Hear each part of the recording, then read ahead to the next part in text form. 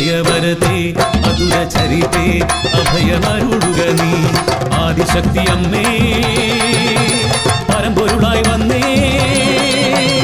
അഗതിക്കോരവലംബം തരികതായി പർണശാല തന്നിൽ ഗൗതമിയുടെ പതിവൃതയാകിയ പെണ്ണൊരുത്തി പഞ്ചപുത്രന്മാരെ നെഞ്ചോടു ചേർത്തിട്ടു പഞ്ചേന്ദ്രിയ ചവടിഞ്ഞു വാണു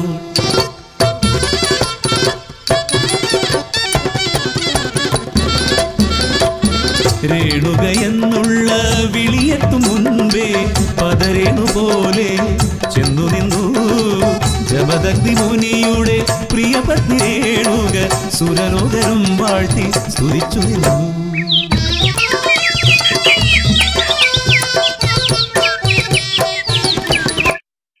അഞ്ചുണ്ണിക്കുട്ടന്മാർ വളർന്നു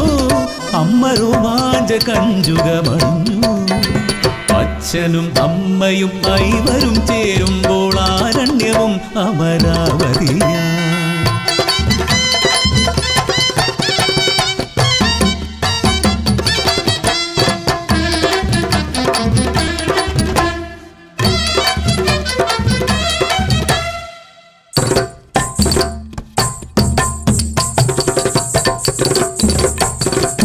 സന്ധ്യാവന്ദന നേരമായി സ്നാനശുദ്ധി ചെയ്തിട്ടെത്തിടുക പതിയുടെ വാക്കു ശിരസ നമിച്ച് നദീ തീരവോരത്ത് എത്തിടുമ്പോൾ നദിയുടെ നീലിമയിൽ നിറമാർന്ന നിഴലു പോലെ നീരാണി വരുന്ന യുവമിഥുനങ്ങൾ ഉടലോടുടലും ഉയിരോടുയിരും ഉല്ലാസമായി ഉലകം മറന്ന് കേളികളാടും ദമ്പതികൾ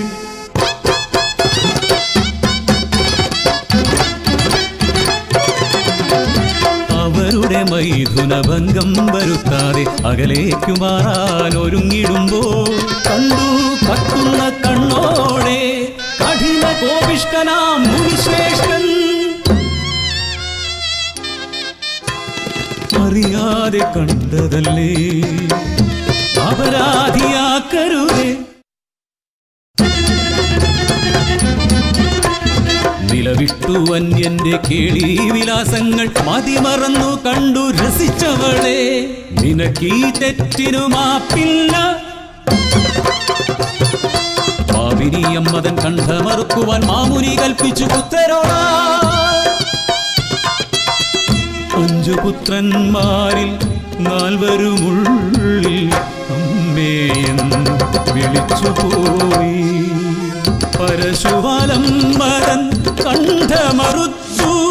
പരശുരാമൻ അവൻ ഇളയപുത്രൻ രക്തം ചിന്തി ശിരസറ്റു പിടഞ്ഞ് ചലനമറ്റ മാതൃദേഹം അച്ഛനു ദക്ഷിണയാക്കി രാമൻ പരം നിനക്കേതു വേണം പുത്ര പരശുരാമ അമ്മയെ കൊന്നൊര പാപം അകലേണം അമ്മതൻ ജീവനും തിരികെ വേണം ഉടലോട് ശിരസ് ചേർത്തു വെച്ചപ്പോൾ സ്ഥാനം മാറിയതറിഞ്ഞതില്ല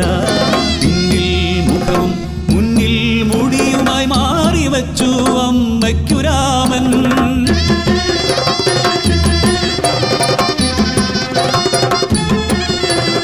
കർമ്മപാപം തീർന്ന് സർവം സഹയവൾ മാറിയ ശിരസുമായി ഉണർന്നു വന്നു പതിയുടെ കോപവും പുത്രന്റെ പാപവും മാറ്റുന്നൊരമ്മയായി കുടി